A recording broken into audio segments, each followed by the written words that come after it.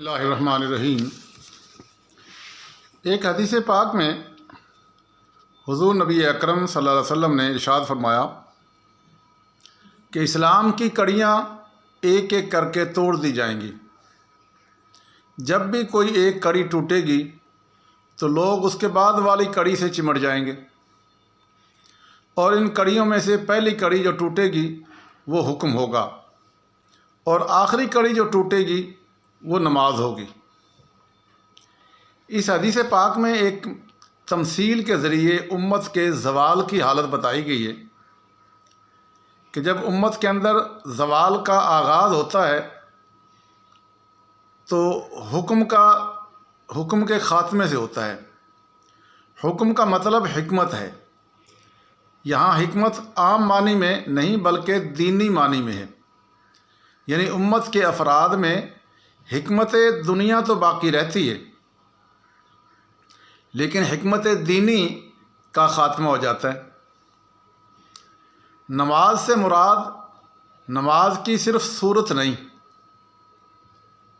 بلکہ نماز کی اسپرٹ ہے۔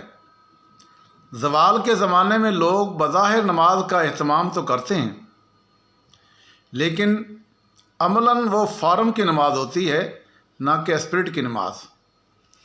یعنی مطلب یہ کہ آج ہم اپنے معاشرے میں دیکھیں، نمازیوں حاجیوں کی بے شمار کثرت ہے، یعنی بہت زیادہ ہے۔ مسجدیں بھری ہوتی ہیں ماشاءاللہ، اور داڑیاں بھی ہیں۔ دین کا بڑا زور شور ہے نام کے لحاظ سے، لیکن اس دین کی یا نماز کی جو اسپرٹ ہے، روح جو ہے، وہ دکھائی نہیں دیتی۔ نماز کی روح ایک ہے ظاہر پڑھنا، یعنی بندہ 5 وقت کی پابندی سے نماز پڑھتا ہے، بڑے اہتمام کے ساتھ جماعت کے ساتھ آ کے پڑھتا ہے، سارا کچھ چھوڑ کے آتا ہے، لیکن اس نماز کے ساتھ ساتھ وہ رشوت بھی لیتا ہے، نماز کے ساتھ ساتھ وہ جھوٹ بھی بول رہا ہے، نمازیں بھی پڑھ رہا ہے، بے ایمانی بھی کر رہا ہے، ملاوٹ بھی کر رہا ہے، ذخیرہ اندوزی بھی کر رہا ہے، دکان کے اوپر الحاج اور مدینہ کریانہ سٹور اور فلاں الحاج، اتنے حاجی صاحب، سب کے نام حاجی ہوں گے، لیکن وہاں پہ چیزیں 2 نمبر مل رہی ہیں، ذخیرہ اندوزی کر رہا ہے، ملاوٹ والی چیزیں ملتی ہیں، اور پھر بے ایمانی بھی ہے، 2 نمبری بھی ہے ہر چیز کے اندر۔ تو یہ ہے وہ دین کی نماز کی روح جو ہے نا۔ نماز کی روح کیا ہے؟ نماز کے لیے فرمایا ان الصلاۃ تنہا عن الفحشاء والمنکر، نماز برائی اور بے حیائی سے روک دیتی ہے۔ جس نماز نے بندے کو جھوٹ سے نہیں روکا، جس نماز نے بندے کو برائی سے نہیں روکا، جس نماز نے بندے کو رشوت ستانی سے نہیں روکا، کرپشن سے نہیں روکا، بے ایمانی سے نہیں روکا، دھوکہ دہی سے نہیں روکا، 2 نمبری سے نہیں روکا، تو وہ تہجد گزار بھی ہو تو کیا فائدہ۔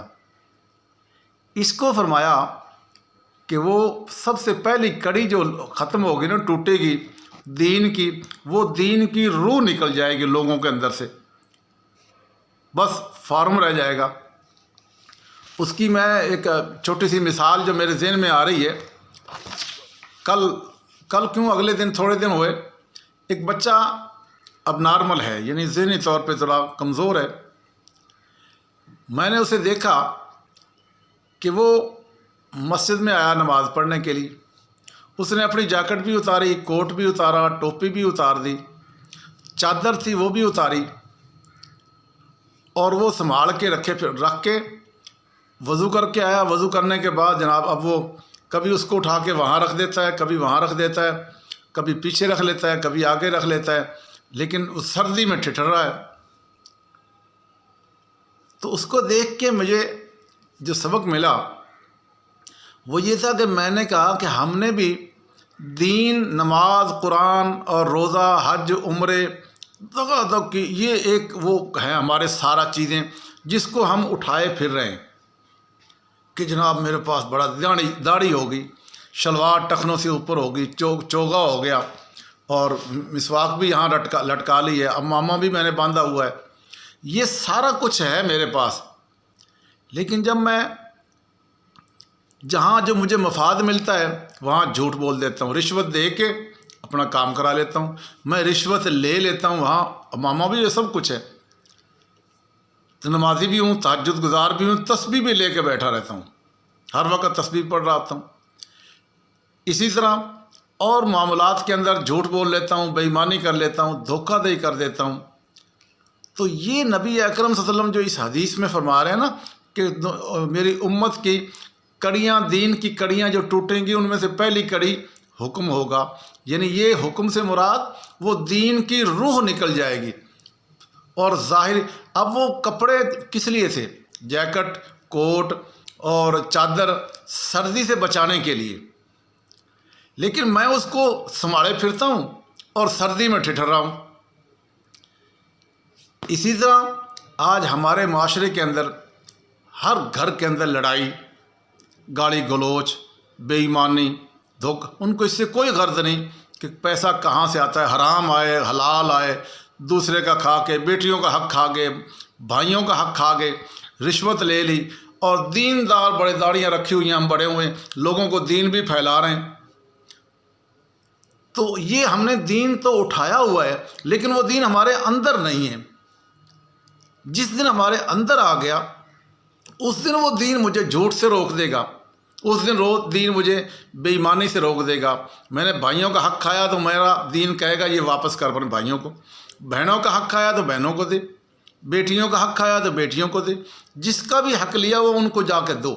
وہ دین مجھے یوں کہے گا، ابھی میں نے دین کو بڑا اٹھایا ہوا ہے، ان کپڑوں کی طرح، اس بیچارے اب نارمل بچے کی طرح دین کو تو اٹھا رکھا ہے 24 گھنٹے جب پھر ڈالی ہوئی ہے، لیکن میرے اندر دین نہیں اترا۔ جس دن اندر اترے گا نا اس دن بات بنیں گی۔ تو فرمایا سب سے پہلا حکم جو ہے نا وہ زوال جب امت پہ آتا ہے وہ دین کی روح نکل جاتی۔ اب قربانیاں بڑی ہوتی ہیں، روزے بڑے ہوتے ہیں، روزے مسجدیں بڑی ہوتی ہیں، لیکن بازار میں دین کہاں ملتا ہے؟ تاجر حاجی صاحب کی دکان کپڑے کی، وہاں پہ دین نہیں ملتا، ریڑھی والے پہ دین نہیں ملتا، منڈی میں دین نہیں ملتا، معاملات میں دین کیوں نہیں ملتا؟ جھوٹی قسمیں، بے ایمانی، اس کا حق کھا گئے، یہ وہ۔ عدالتوں میں جا کے دیکھو بڑے بڑے نیک افسر بنے بیٹھے ہیں، وہاں پہ دین کوئی نہیں ملتا۔ ویسے ہمارے دین اسلامی جمہوریہ پاکستان ہے، ہمارے پارلیمنٹ کا اجلاس قرآن سے ہوتا ہے، اور اسی پارلیمنٹ میں سب سے زیادہ قرآن کی مخالفت کی جاتی، سود کے بارے میں اور معاملات میں حلف اٹھایا جاتا ہے قرآن کے ذریعے، لیکن وہاں ہی قرآن کا دام و نشان مٹا دیا جاتا ہے۔